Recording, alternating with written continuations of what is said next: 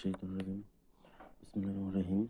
আসসালামু আলাইকুম সুপ্রিয় শিক্ষার্থীরা, আজকে শুরু করছি তোমাদের সপ্তম শ্রেণীর বিষয় গণিত পার্ট 2 অনুশীলনী 1.1 মৌলিক গুণনীয়কের সাহায্যে বর্গমূল নির্ণয়।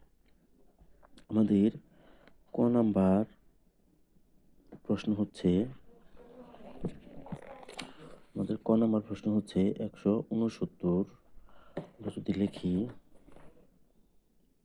169, এটার আমরা বর্গমূল নির্ণয় করব। তাহলে আমরা যদি সমাধান করি, তাহলে এটাকে লসাগু আকারে আমাদের সমাধান করতে হবে। তাহলে এটাকে আমরা যদি ভাগ দেই, তাহলে প্রথমেই 13 যদি ভাগ দিই, 13 169। তাহলে আমরা লিখতে পারি এখানে 169 সমান 13 গুণ 13।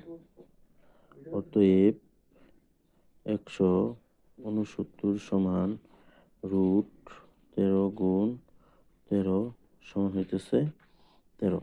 তাহলে আমরা লিখতে পারি উত্তর 13। এটা হচ্ছে ক নম্বর প্রশ্নের সমাধান। খ নম্বর প্রশ্ন হচ্ছে আমাদের হলো 529। তাহলে আমরা খ নম্বর প্রশ্ন যদি লিখি 529 যদি আমরা মৌলিক গুণনীয়কের সাহায্যে বর্গমূল নির্ণয় করি, তাহলে উৎপাদকের সাহায্যে ভাগ করি। 529কে প্রথমে আমরা ভাগ দেব 23 দিয়ে, কারণ 23 গুণ 23 একটু বড় সংখ্যা। এই দুইটা সংখ্যা যদি আমরা গুণ দিই তাহলে 529 হয়। এছাড়া আর অন্য কোনো সংখ্যা দ্বারা 529 সংখ্যাটি বিভাজ্য না। তাহলে এখানে 529 সমান 23 গুণ 23। অতএব 529 সমান রুট বা বর্গ চিহ্ন গুণ 23 সমান হলো 23। উত্তর 23। এই হচ্ছে খ নম্বর প্রশ্নের সমাধান। আমরা ঘ নম্বর অঙ্ক যদি করি, ঘ নম্বর হচ্ছে 1521। তাহলে এ পাশে করি ঘ নম্বর 1521। তাহলে 1521 এটাকে যদি আমরা উৎপাদকের সাহায্যে বর্গমূল নির্ণয় করি, মৌলিক গুণনীয়কের সাহায্যে বর্গমূল নির্ণয় করি, তাহলে এটাকে আমরা প্রথমেই 3 দিয়ে ভাগ যাবে, যেহেতু এটার বিজোড় সংখ্যা হচ্ছে 21। তাহলে 3 দিয়ে ভাগ গেলে হবে 507। আবার 507কে আমরা 3 দিয়ে ভাগ করি, ভাগ করলে হবে 169। 169কে যদি আমরা ভাগ করি, তাহলে আমরা একটু আগে ক নম্বর অঙ্ক করছি 13। তাহলে 169কে ভাগ যাবে 13 দিয়ে। তাহলে আমরা লিখতে পারি এখানে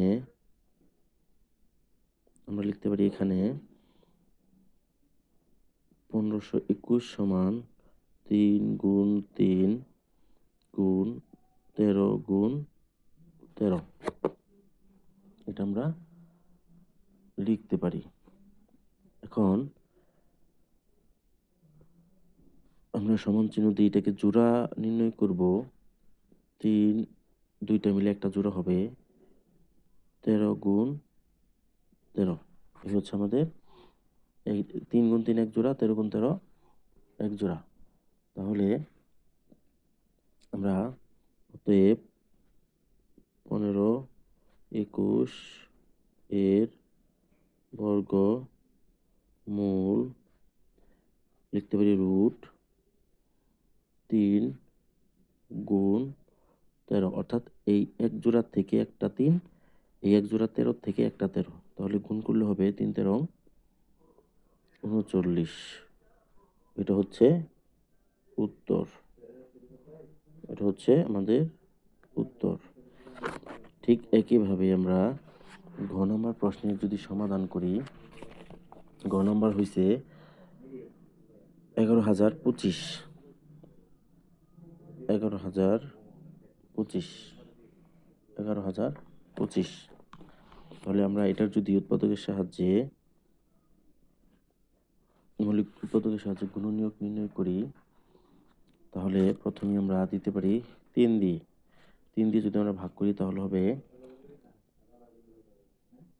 3675। আবার 3 দিয়ে ভাগ যাবে, 3 দিয়ে ভাগ করলে হবে 1225।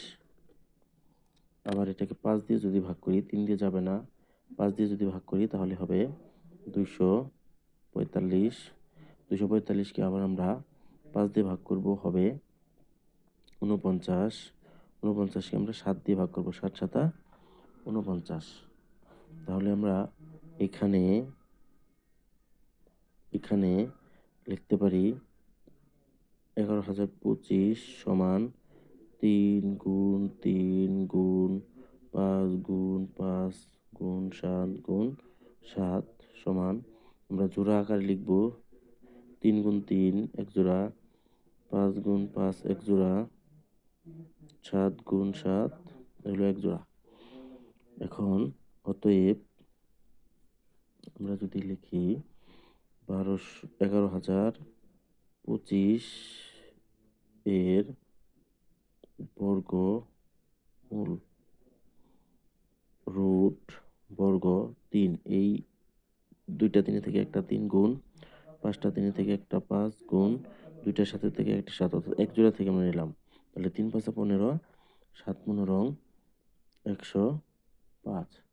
এটা হচ্ছে আমাদের উত্তর 105। সুপ্রিয় শিক্ষার্থীরা, আমরা আজকে তোমাদের অনুশীলনী 1.1-এর এক মৌলিক গুণনীয়কের সাহায্যে বর্গমূল নির্ণয় করো এই প্রশ্নগুলো সমাধান করলাম। তোমাদের সুস্বাস্থ্য ও দীর্ঘায়ু কামনা করে শেষ করছি। আল্লাহ হাফেজ।